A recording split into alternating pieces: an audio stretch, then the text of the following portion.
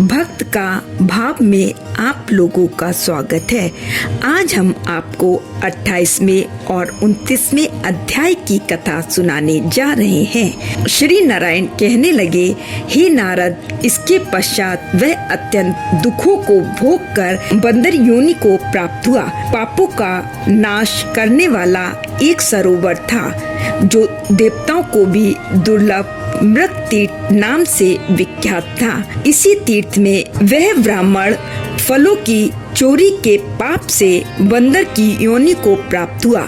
नारद जी कहने लगे, हे प्रभु, करोड़ों पापों से युक्त वह बंदर उस तीर्थ में कैसे बसता रहा? श्री नारायण बोले, चित्रकुंडल नामक वैश्य था, उसकी तारका नाम की स्त्री थी। इन दोनों के पुरुषोत्तम मास करते हुए पुरुषोत्तम मास चला गया।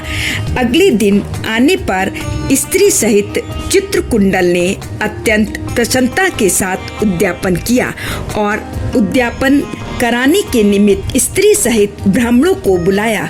हे नारद, वहाँ धन के लोभ से कंजूस ब्राह्मण भी पहुँच गया।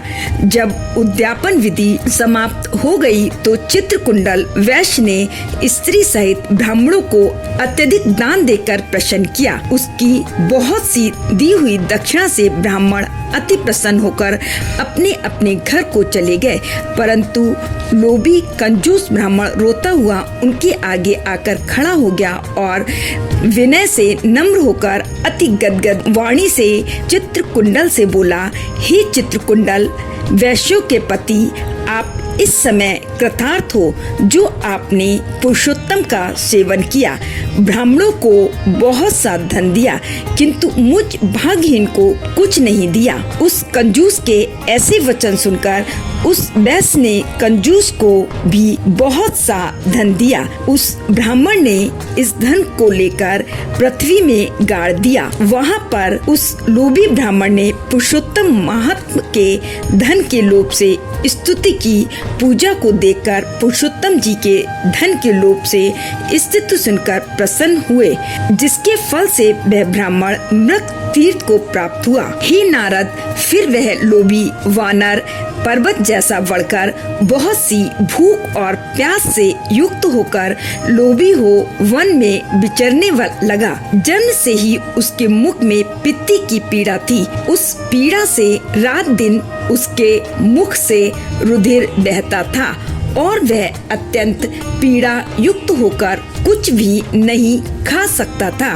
वह वानर चपलतावश श्रेष्ठ फलों को तोड़ता और मुख के निकट ले जाकर बहुत से फलों को फेंक देता। इस प्रकार नित्य प्रति निराहार रहते हुए दैव योग से पुरुषोत्तम मास आ गया। उस मास में भी वह उसी तरह शीत, वायु आदि से पीड़ित रहा, परंतु भूख से व्याकुल होकर भी चपलतावश वृक्ष के ऊपर चढ़ गया। एक वृक्ष से दूसरे वृक्ष पर जाता हुआ कुंड में गिर गया और 5 दिन बाद मृत्यु को प्राप्त हो गया। तभी एक विमान वहाँ पर आया जो नाचती हुई अप्सराओं और सुंदर गाते हुए गंधर्व किन्नरों से सुशोभित था। इस प्रकार सुंदर शरीर को धारण कर वह महाभाग वानर अपने शरीर को देखकर अत्यंत आश्चर्य को प्राप्त हुआ और कहने लगा कि मुझ महापापी को यह विमान का सुख जो अत्यंत पुण्य वालों के लिए नियुक्त है कैसे मिला? मैंने तो कभी कोई सुकृत किया ही नहीं जिससे मैं हरि के स्थान को प्राप्त हूँ। 28वां अध्याय यही समाप्त होता है। अब हम आपको 29वें अध्याय की कथा सुनाने जा रहे हैं। उस लोभी ब्राह्मण के ऐसे वचन सुनकर दूत कहने लगे, क्या तुमने भारी कार्य नहीं किया?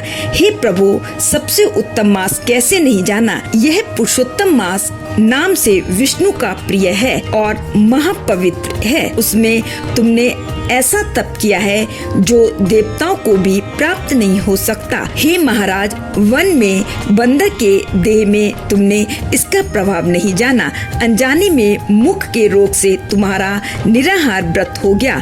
तुमने बंदरपन की चंचलता से वृक्ष के फल तोड़कर पृथ्वी पर फेंक दिए। उनसे दूसरे मनुष्य तृप्त हो गए और अंदर के बड़े भारी दुख से पानी भी नहीं पिया, इसलिए तुम्हारे अनजाने में बड़ा भारी तप हो गया और फलों के गिराने से परोपकार भी हो गया। इस तीर्थ में 5 दिन गोते भी खाए, इसी से पुरुषोत्तम मास में तुम्हारा स्नान का फल भी हो गया।